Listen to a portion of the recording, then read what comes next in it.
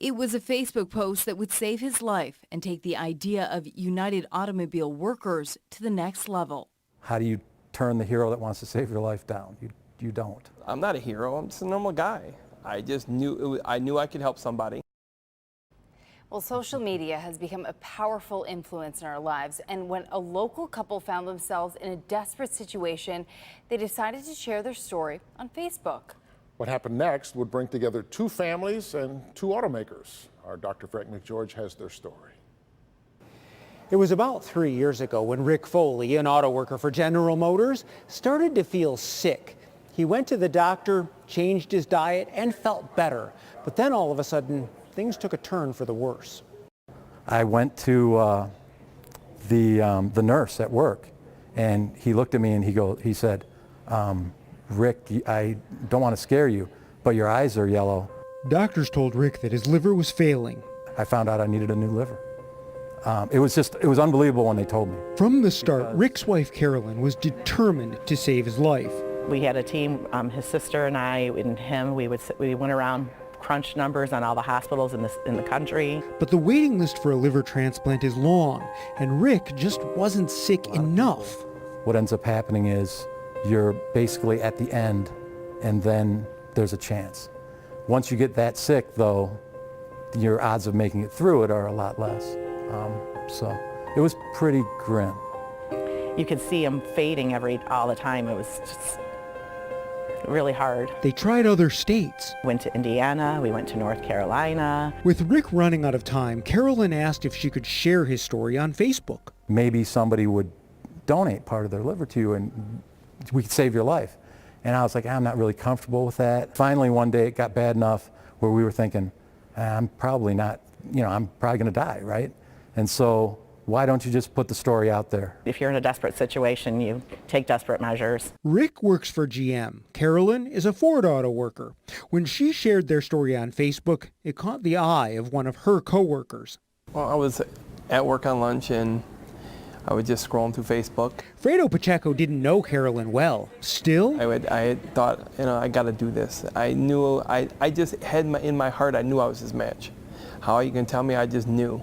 Fredo came up to me at work after that, and he said, I'm going to try to be his donor. Incredibly, Fredo was a match, and his wife Kathy and their 5 kids were supportive. But there was a problem. Fredo was 30 pounds too heavy to qualify. He immediately started a strict diet.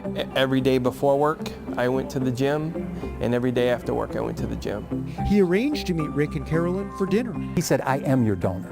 That's what he told me. He had already gone through all the testing, and they had already accepted him.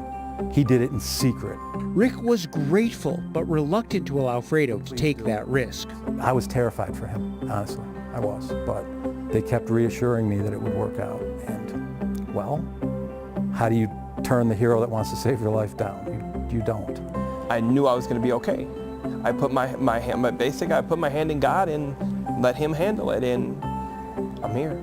Last October, part of Fredo's liver was transplanted into Rick. It was a success. Rick's family gave Fredo a fitting blanket for their superhero. Thank you isn't a big enough word. I love you, I would say to them. Thank you so much, and I'm going to be your best friend forever.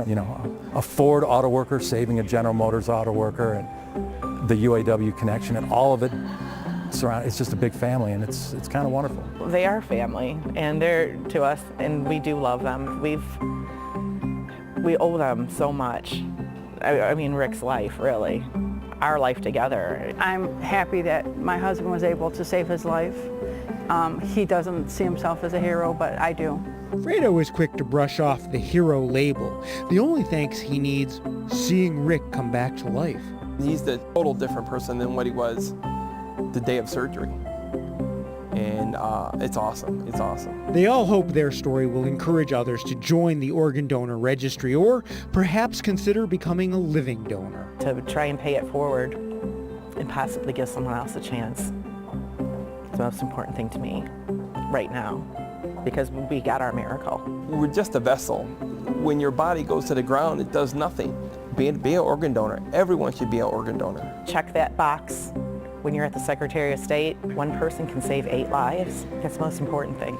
Now, Fredo's liver has regenerated and he's fully recovered. His only side effect? Well, he can't eat fried foods anymore because doctors removed his gallbladder. He actually says that's okay, though, because it's forcing him to keep eating healthier. Now, Rick's recovery has been longer, but he has been doing better every day, and he looks forward to returning to work. Back to you.